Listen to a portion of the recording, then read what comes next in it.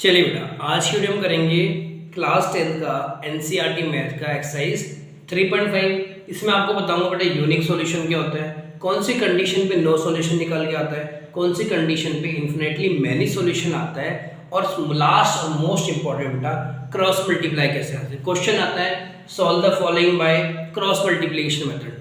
पहला तरीका हमारा था बेटा एलिमिनेशन मेथड, फिर था सब्स्टिट्यूशन मेथड, और तीसरा तरीका है क्रॉस मल्टीप्लिकेशन मेथड। तो एक्सरसाइज 3.5 लिखिए बेटा, एंड डालिए एक्सरसाइज 3.5। अब इसका देखो बेटा, क्वेश्चन है आपने बताना है किसका यूनिक सॉल्यूशन है, किसका नो सॉल्यूशन है और किसका इन्फिनेटली मैनी सॉल्यूशन, और जिनका यूनिक सॉल्यूशन है वो आपने क्रॉस मल्टीप्लाई से सोल्व करके बताने। देखो मैं आपको समझाता हूँ बेटा। पहला एग्जांपल, पहली क्वेश्चन है बेटा x minus 3y minus 3 equal to 0, और सेकेंड है 3x minus 9y minus 2 equal to 0। 9 है बेटा, ठीक है। करना क्या बेटा, किसी भी इक्वेशन, चाहे कोई भी इक्वेशन दे रखेंगे, हर एक में आपको कितनी दे रखी बेटा, दो इक्वेशन दे रखेंगे। आपको कंपेयर किससे करना होता है, a1x plus b1y plus c1 बराबर 0, पहली इक्वेशन है। अब इसको कंपेयर करने का मतलब देखो बेटा, x के साथ कुछ भी नहीं है तो क्या 1 लिख दूं यार, 1 लिखो ना लिखो एक ही बात है, ठीक है। तो अगर आप कंपेयर करो, देखो x से x, तो a1 की वैल्यू 1 आ गई, आगे ना y से y, तो b1 की वैल्यू -3 आ गई बेटा। मेरे भाई यहां से कंपेयर करोगे c1 की वैल्यू भी आपकी आ जाएगी -3। तो पहली इक्वेशन से हमें क्या मिल गए, तीनों पार्ट मिल गए, a1 b1 एंड c1। अब दूसरी इक्वेशन को कंपेयर करना होता है बेटा a2x plus b2y plus c2 0। अब आप देखो ये x से x कंपेयर हो गया, कंपेयर मतलब यार जो x के साथ लिखा है वो a2 हो जाएगा, a2 बराबर 3, b2 बराबर -9 और c2 बराबर -2। बात समझ आ गई बेटा। जब हमें इक्वेशन में बेटा a1 a2 b1 b2 c1 c2 की वैल्यू मिल जाएंगी तो हमारा क्वेश्चन बेटा फिर स्टार्ट होएगा। अब हमें पता लगेगा कि कौन से है यूनिक सॉल्यूशन, कौन से नो सॉल्यूशन। हमने क्या करना है बेटा, हमने निकाला मेरे बच्चे a1 बाई a2, मतलब जो भी a1 लिखा है उसको a2 से डिवाइड कर देंगे। हम निकालेंगे b1 बाई b2, हम निकालेंगे बेटा c1 बाई c2। बात समझ आई। हम निकाल के देखेंगे बेटा a1 बाई a2, हम निकाल के देखेंगे b1 बाई b2, हम निकाल के देखेंगे c1 बाई c2। अगर अगर अगर अगर कंडीशन बेटा मेरी क्या आई, कंडीशन लिख लो पहला, a1 बाई a2 अगर b1 बाई b2 के बराबर आ जाए बराबर c1 बाई c2, तो आप क्या बोलोगे इस क्वेश्चन की क्या है, infinitely many solutions, infinitely many solutions. बात समझ आई।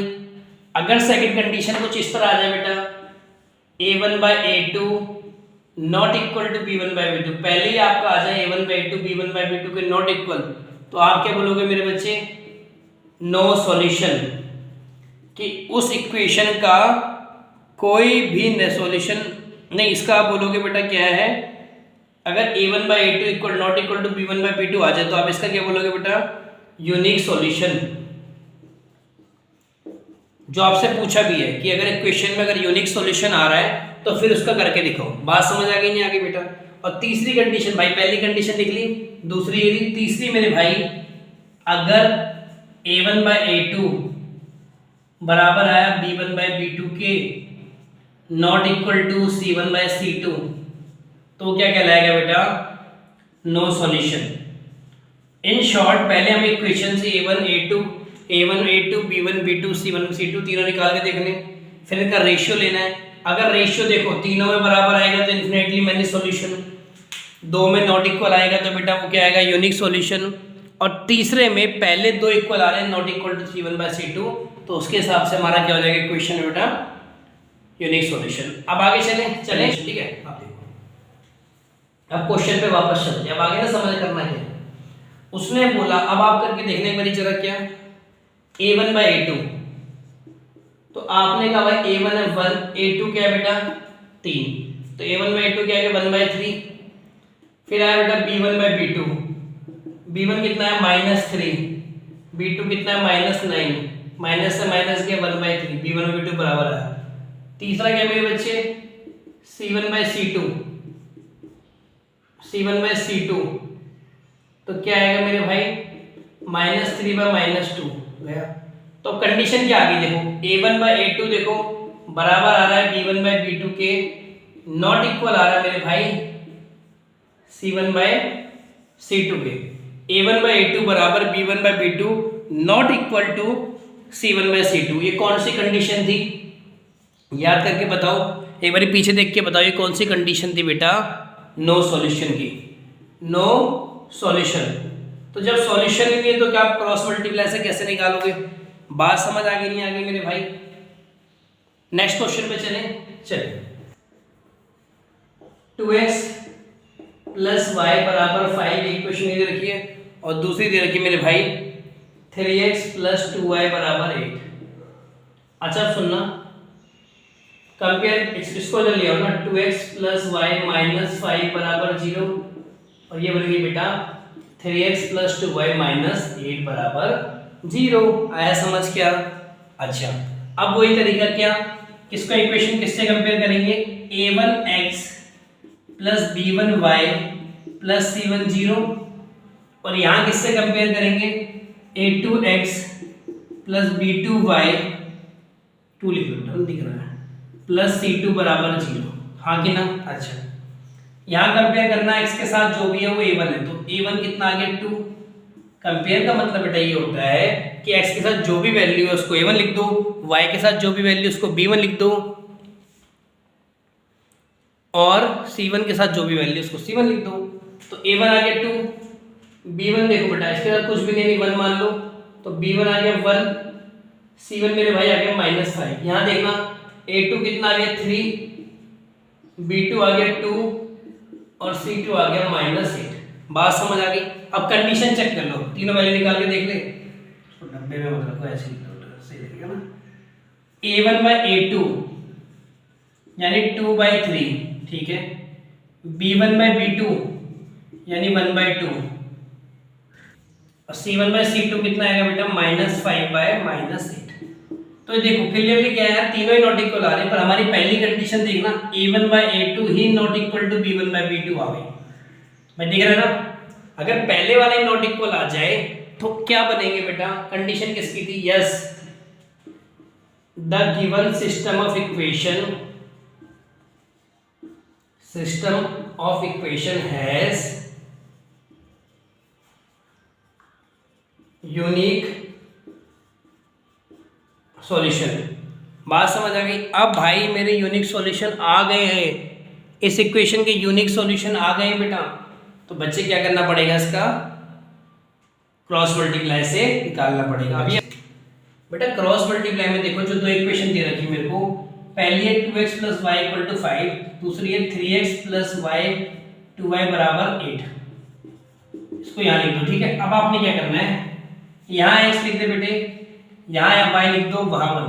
बात समझ आई। पहला स्टेप क्या है, ऐसे x लिख दो, ऐसे y लिख दो, ऐसे 1, ये डिवाइड ऐसे डिवाइड कर दो ठीक है। मेरी बात सुनो ध्यान से, x के नीचे लिखने कौन से नंबर है बेटा, x को छोड़ के सारे, मतलब ये x है, जिन में x नहीं आ रहा देखो, इस दोनों में x आ रहा है, इसको हटा लो।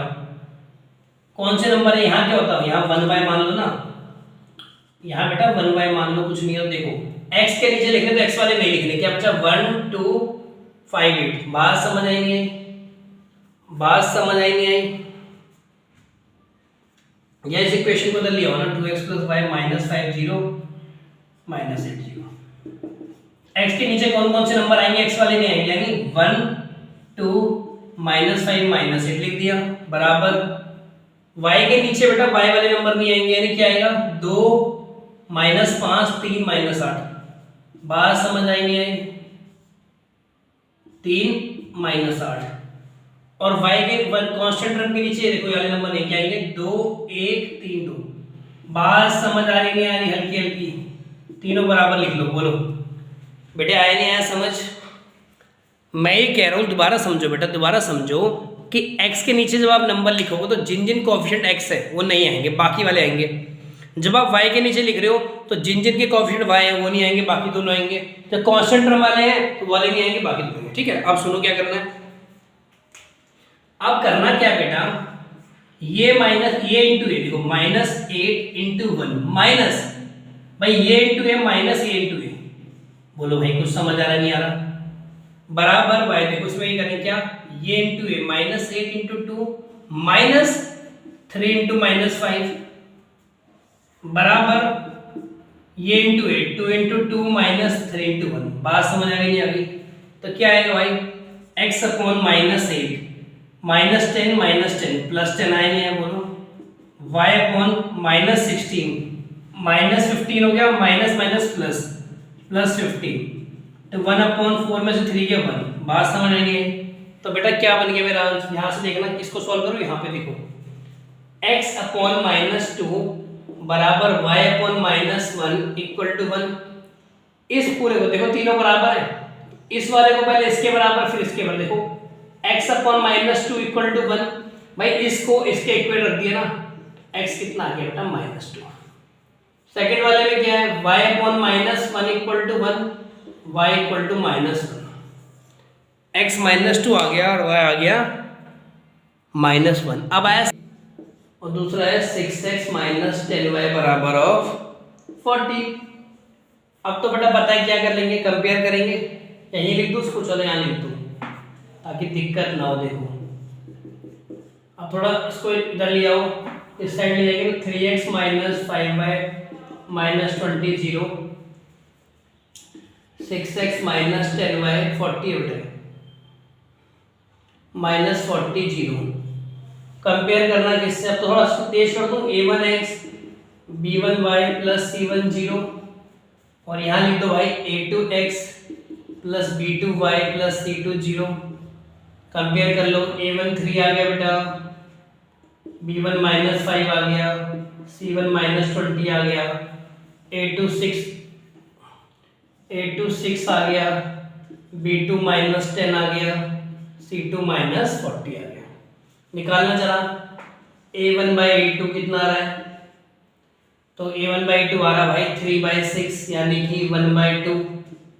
चलिए b1/b2 निकालना, -5/10 -1/2। c1/c2 निकालना, -20/- 40 यानी 1/2। कंडीशन देखो बेटा तीनों बराबर आ गई, मतलब a1/a2 बराबर आया मेरा b1/b2 बराबर आया c1/c2। तो क्या ये यूनिक सॉल्यूशन कंडीशन है? आपने कहा नहीं सर, ये तो किसकी कंडीशन है बेटा? इन्फिनाइटली मैनी सॉल्यूशन की। तो जब इन्फिनाइटली मैनी सॉल्यूशन आ गई तो फिर आगे क्रॉस मल्टीप्लाई करना ही नहीं है। अगर यूनिक वाली कंडीशन आती, क्या है यूनिक वाली condition? a1/a2 not equal to b1/b2। Question हमारा x - 3y - 7 इक्वल टू 0 और 3x - 3y। अगेन कंपेयर करेंगे किससे? a1x plus b1y plus c1 0। a1 बेटा x क्या है कुछ नहीं, यानी 1, b1 -3, c1 आ गया माइनस, b1 क्या आ गया -3 और c1 क्या आ गया बेटा -7। यहाँ पे कंपेयर करके देखना क्या आएगा। यहाँ देखो a2 कितना आ गया, a2x plus b2y plus c2 equal to 0। a2 आया मेरे भाई 3, b2 आया -3 और c2 आया -15। अब करना सॉल्व बेटा, a1/a2 निकालना जाना, a1/a2 कितना आ गया 1/3, b1/b2 निकालना -3/-3 -1 आ गया, c1/c2 निकालना -7/-15। तो देखो कंडीशन साफ दिख रही है बेटा, क्या a1/a2 नॉट इक्वल टू आ गया बेटा b1/b2। जब ये कंडीशन आ जाती है तो हमारे कौन से सॉल्यूशन हो जाते हैं बेटा? Unique solution. इसका मतलब ये है कि कहीं ना कहीं बेटा हमें इसके सॉल्यूशन निकालने पड़ेंगे क्रॉस मल्टीप्लाई से।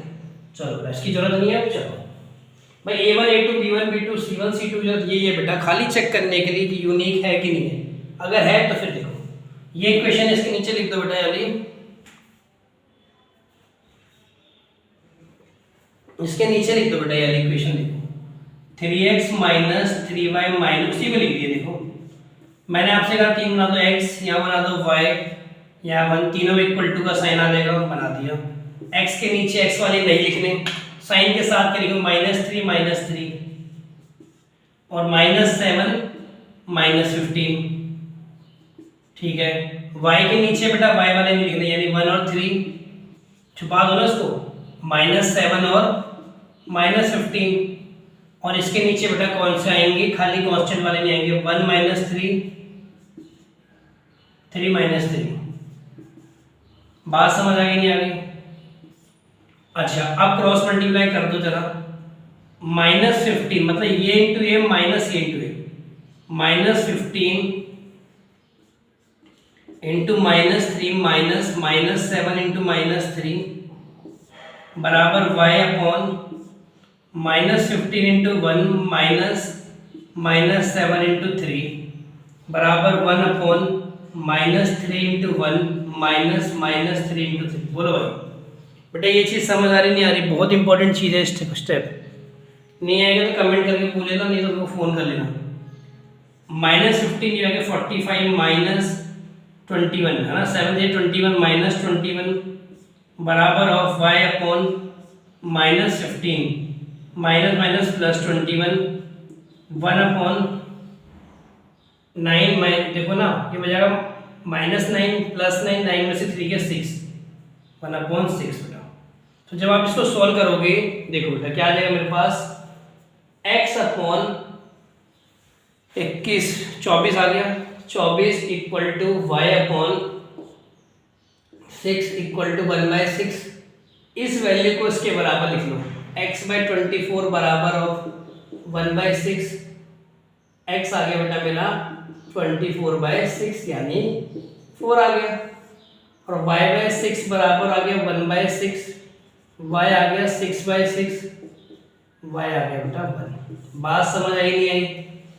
चारों चीजें समझ आ गई नहीं आ गई? इससे अगले करेंगे बेटा हम नेक्स्ट वीडियो।